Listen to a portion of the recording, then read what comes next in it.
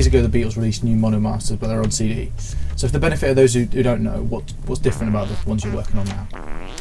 These vinyl masters or vinyl pressings or cuts have been taken directly from the original master tapes, which were used to cut them in the 1960s. There has been no remastering as such in the digital domain, as this is a completely analog process. No edits have been fixed, no noises have been taken out.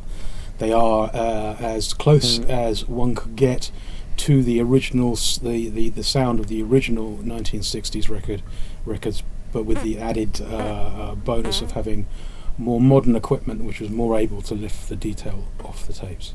There's myself and Steve Berkowitz who did the job. Steve Berkowitz was representing Apple, and he was supervising the remastering, and I was cutting the records and doing the mastering.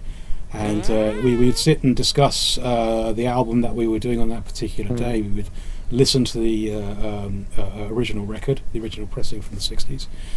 We would listen to the master tape. We would listen to the mono box CDs. We would then look at the cutting notes. We would then put the EQ up on the desk, and then we would decide where what needed doing, if anything, to get there. Was it a nerve-wracking experience taking this project on?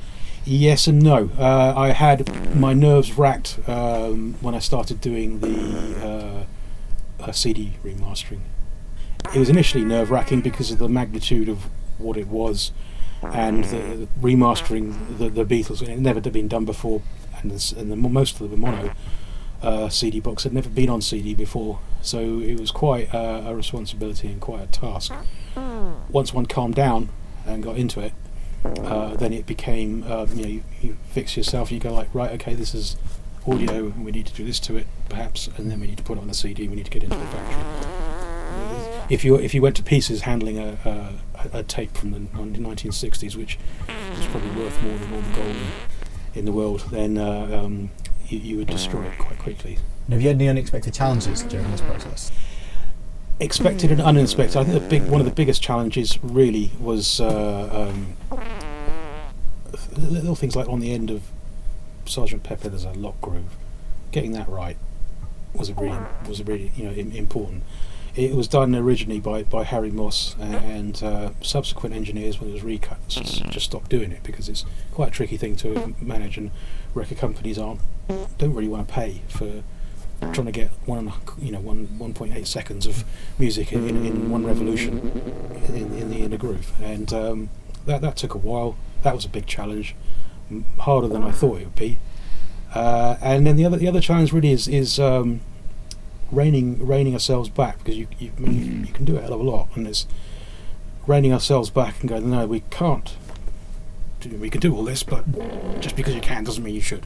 So for those who are uninitiated, what's so kind of great about mono mixes, and how do they compare to stereo, and what do they offer they don't?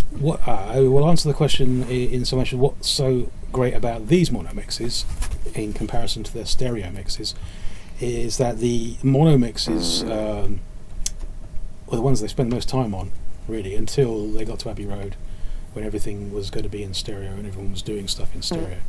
So between the the years of like 62 and 68, that sort of time, most records were listened to, pop records were listened to by teenagers on mono dance set things, or it was played on the radio in glorious mono.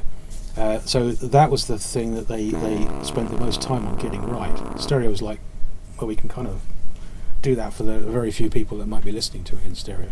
So often the stereo mixes that were done several weeks afterwards, and it was just like, well, we'll just throw this together. And that's why a lot of time spent on it, getting it exactly right. Had they been the other way around, it would be a different thing altogether.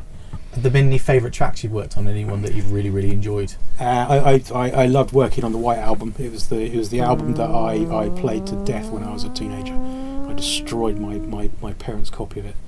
I love all of it, really, and then on some days I don't. Do you know? Yeah. It's hard to be specific, because there's like 600 odd minutes of music total, and all of it's pretty good. It's all a very good listen, and the change that the band made or went through musically from the day that they started till the day that they finished was quite incredible, really, in such a short space of time. It was a combination of all these creative people getting together, engineers, producer, technicians, the studio and the band and the era and how things were mutating. Fantastic. No other band, I don't think, has gone through that sort of change. More influence than any band that has ever been, and given that they were only going for like 7 or 8 years, it's pretty incredible.